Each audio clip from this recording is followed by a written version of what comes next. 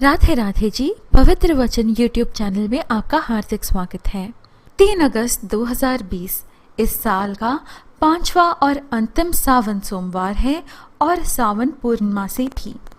यह बहुत ही शुभ संयोग बन रहा है मित्रों। जब कभी सावन के महीने में 5 सोमवार पड़े तो वह अत्यंत शुभ माना जाता है, क्योंकि ज्यादातर महीने में 4 सोमवार ही होते हैं और यदि 5 सोमवार पड़े तो वो बहुत ही दुर्लभ है, और वो भी सावन के महीने में, जो कि भगवान शिव जी को अति प्रिय महीना है। सोमवार का दिन जो भगवान शिव जी को समर्पित है, तब भक्त जनों के आस्था में इसका महत्व कई गुना बढ़ जाता है। और तो और 5वां सोमवार, 5 की संख्या भगवान भोलेनाथ जी को अति प्रिय है। ओम नमः शिवाय पंचाक्षरी मंत्र है। भगवान शिव जी के इस मंत्र में भी 5 अक्षर हैं। वहीं पूर्णमासी का व्रत भी भोलेनाथ जी को समर्पित है, क्योंकि पूर्णमासी के व्रत में चंद्रमा की पूजा की जाती है और भगवान शिव जी ने चंद्रमा को अपने शिरोमणि पर धारण किया है। भगवान शिव जी की पूजा करने से जातक के जीवन में चंद्र दोष समाप्त हो जाता है।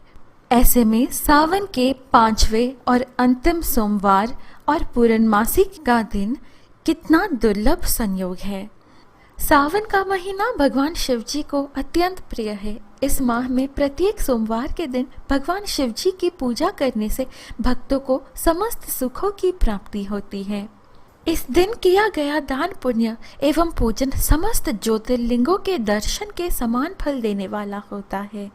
शिव पुराण में भगवान शिव जी ने सनत कुमारों से कहा था कि सावन का महीना उन्हें सब मासों में प्रिय है, क्योंकि माता पार्वती जी ने हजारों वर्षों तक तप करके इसी महीने में भगवान शिव जी को प्रसन्न कर अपने पति रूप में प्राप्त किया था। सावन सोमवार व्रत कुल वृद्धि, लक्ष्मी प्राप्ति और सुख सम्मान देने वाले होते हैं।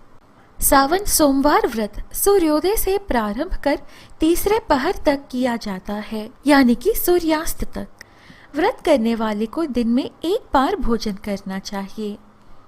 पूरा दिन उपवास करने के बाद ही शाम को आहार ग्रहण करें।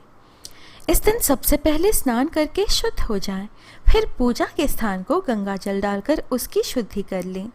इसके पश्चात लकड़ी की पाट पर सफेद या पीले रंग का वस्त्र बिछाकर उस पर शिवलिंग और मां दुर्गा की प्रतिमा या चित्र स्थापित कर लें। शिवलिंग पर तांबे के लोटे से जल चढ़ाएं व पीतल के लोटे से दूध चढ़ाएं।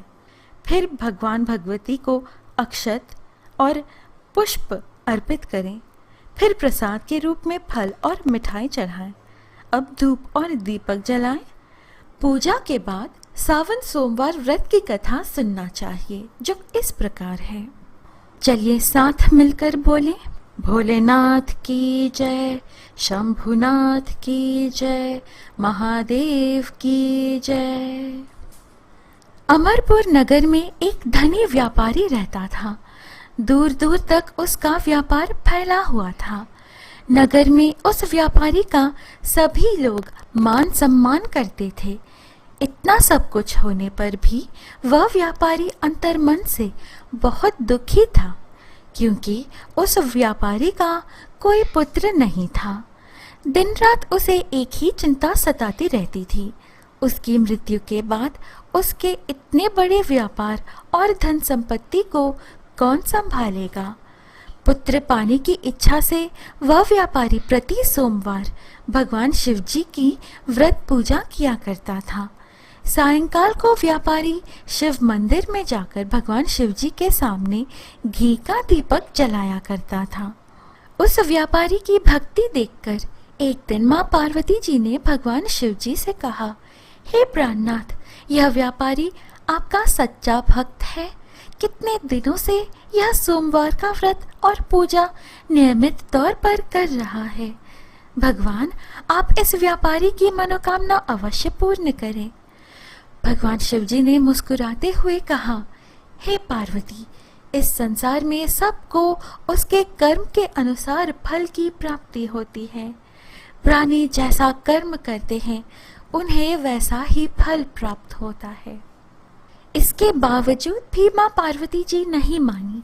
उन्होंने आग्रह करते हुए कहा, नहीं प्राणनाथ जी, आपको इस व्यापारी की इच्छा पूरी करनी ही पड़ेगी। यह आपका अनन्य भक्त है, प्रति सोमवार आपका विधिवत व्रत रखता है और पूजा अर्चना के बाद आपको भोग लगाकर एक समय भोजन ग्रहण करता है। आपको इसे पुत्र प्राप्ति का वरदान देना ही होगा।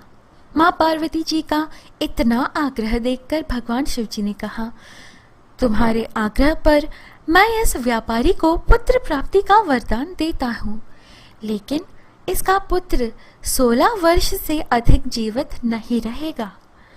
उसी रात भगवान शिव जी ने स्वप्न में उस व्यापारी को दर्शन देकर उसे पुत्र प्राप्ति का वरदान दिया और उसके पुत्र के 16 वर्ष तक जीवित रहने की बात भी बताई। भगवान के वरदान से व्यापारी को खुशी तो हुई, लेकिन पुत्र की अल्पायु की चिंता ने उस खुशी को नष्ट कर दिया। व्यापारी पहले की तरह सोमवार का विधिवत व्रत करता रहा। कुछ महीने पश्चात उसके घर अति सुंदर पुत्र उत्पन्न हुआ। पुत्र जन्म से व्यापारी के घर में खुशियां भर गई। बहुत धूमधाम से पुत्र जन्म का समारोह मनाया गया। विद्वान ब्राह्मणों ने उस पुत्र का नाम अमर रखा। जब अमर 12 वर्ष का हुआ तो शिक्षा के लिए उसे वाराणसी भेजने का निश्चय हुआ।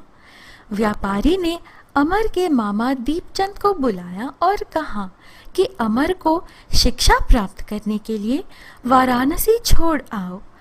अमर अपने मामा के साथ शिक्षा प्राप्त करने के लिए चल दिया।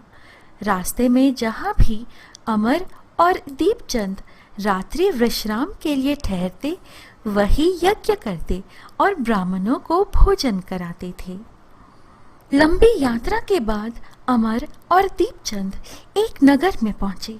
उस नगर के राजा की कन्या के विवाह की खुशी में पूरे नगर को सजाया गया था।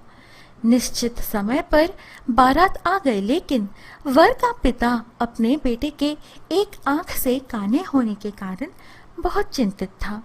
उसे इस बात का भय सता रहा था कि राजा को इस बात का पता चलने पर कहीं वह विवाह से इनकार ना कर दे। वर के पिता ने अमर को देखा तो उसके मस्तिष्क में एक विचार आया। उसने सोचा, क्यों ना इस लड़के को दूल्हा बनाकर राजकुमारी से विवाह करा दूं। विवाह के बाद इसको धन देकर विदा कर दूंगा और राजकुमारी को अपने नगर में ले जाऊंगा। वर के पिता ने इसी संबंध में अमर और दीपचंद से बात की।